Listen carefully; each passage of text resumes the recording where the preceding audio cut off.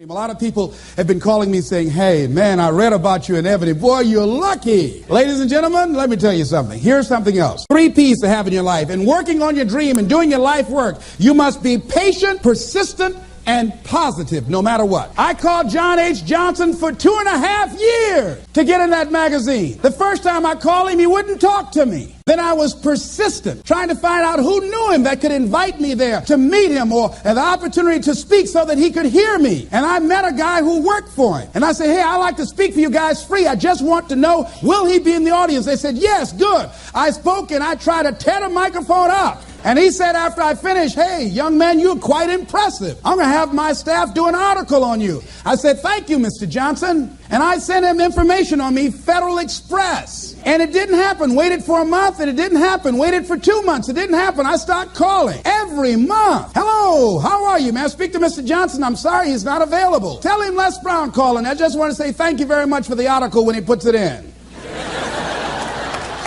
I kept on doing it, kept on calling, sending new articles, sending new information on me, kept on upgrading the information on me, sending him thank you letters. Thank you, Mr. Johnson. I was always positive. I could have gotten negative saying, where did you lie to me? Why you going to tell me you were going to put me in the magazine and you didn't do it? I could have got an attitude. Be positive no matter what. Because when you are negative, ladies and gentlemen, you're sending out negative energy and you're blocking your good. So don't send out any negative energy. Don't take it personal. I didn't care what he thought of me, or the staff, that I was a nuisance to them. They get paid to deal with people like me.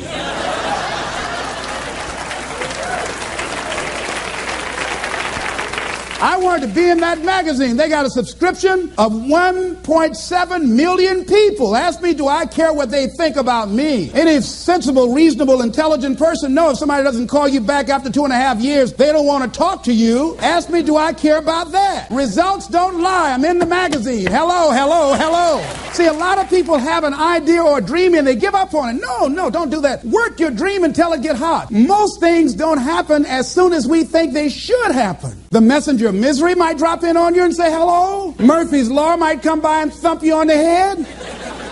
Any number of things can happen to interrupt your flow. It's okay. Don't take it personal. Just acknowledge what's going on. It's called life, and keep on working on your dream. Continue to keep on knocking, because this is your life. This is what you love. This is your passion. Step back. Don't judge it. If you judge it, judge not yet, lest ye be judged. Why? Because when you judge it, you invest emotion in it, and that emotion could be anger, and guess what? That hurts you. That doesn't hurt anybody else. One doctor said, the man who angers me killeth me. And then he allowed someone to egg him into an argument on the floor of the National Medical Convention and suffered a massive heart attack. When you're in a state of anger, you have so much acid in your blood, if they withdrew some blood from you and inserted it into a pig, it would die from the acid. So what do you want to take yourself out early for by internalizing things? Shakespeare said, nothing is neither good nor bad, but thinking makes it so. So judge not according to your appearances, but right judgment, and feel that everything is going to work out for you because you're patient, you're persistent, and you're going to be positive no matter what. Don't allow other things or people or circumstances to determine what your reaction is going to be. I was out to dinner with some people, and we had a waitress that was quite discourteous and rude. And the people around me took an attitude about it. I learned how to observe life. I think that in order to overcome life, you've got to learn how to observe it. Just stand back and watch what's going on and choose not to buy into it. I said, excuse me, ma'am. I said, do you know what TIP stands for? She said, no. I said, TIP stands for to ensure promptness. We've been sitting here a long time. I want to give you $5 up front to ensure a prompt meal. Would you assist me? She gave me the biggest smile and said, of course I will. And I said, by the way, I'm not with these people. I'm going to be sitting at another table. Please put my meal over there. Serve them by themselves. See, I don't want to make anybody angry who goes behind closed doors to prepare my food. Oh, no. I got my food. If I told them, I said, if I were you, I would eat that. Where's the manager? I want to see him. She said, I'll get him just a minute. I know what she did to their food. Oh, no. I said, eat that at your own risk. I don't even want y'all driving me home. I'll get your cab.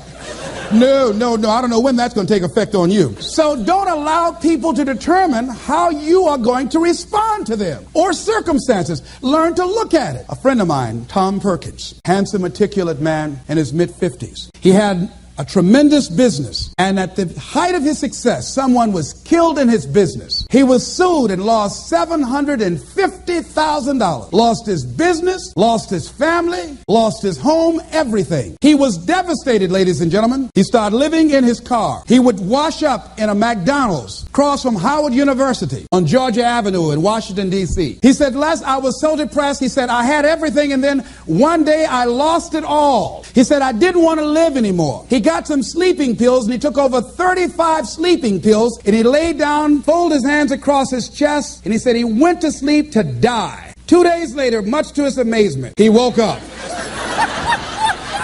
He couldn't even get that right.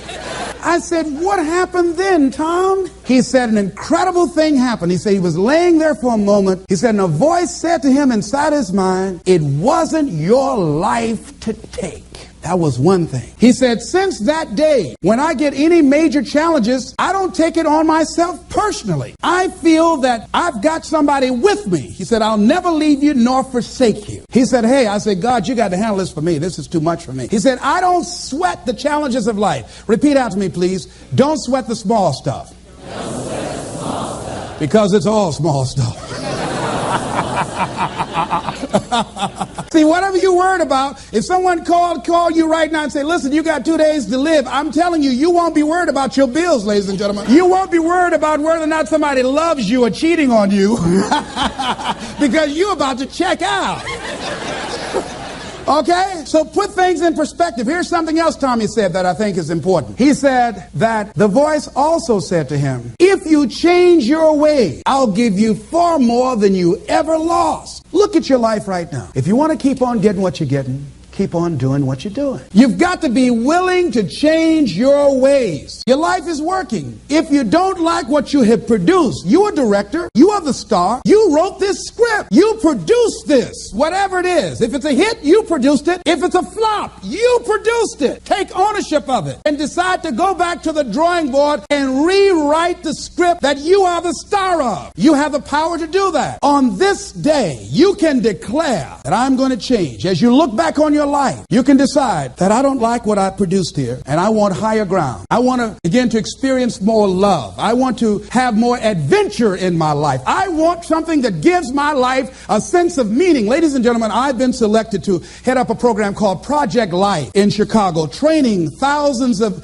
kids. And I had the experience, we had our second session this past Monday. And to see these young people when they came in, and to see the young people and the parents and the community volunteers when they went out. One young man from the Cabrini Green housing projects who didn't want to be there, who came up and said, I want you to know I'm so glad to be here. And he said, I'll never be the same again. He said, thank you, Mr. Brown. He said, I just got to go now, but thank you, sir. I'll never be the same again.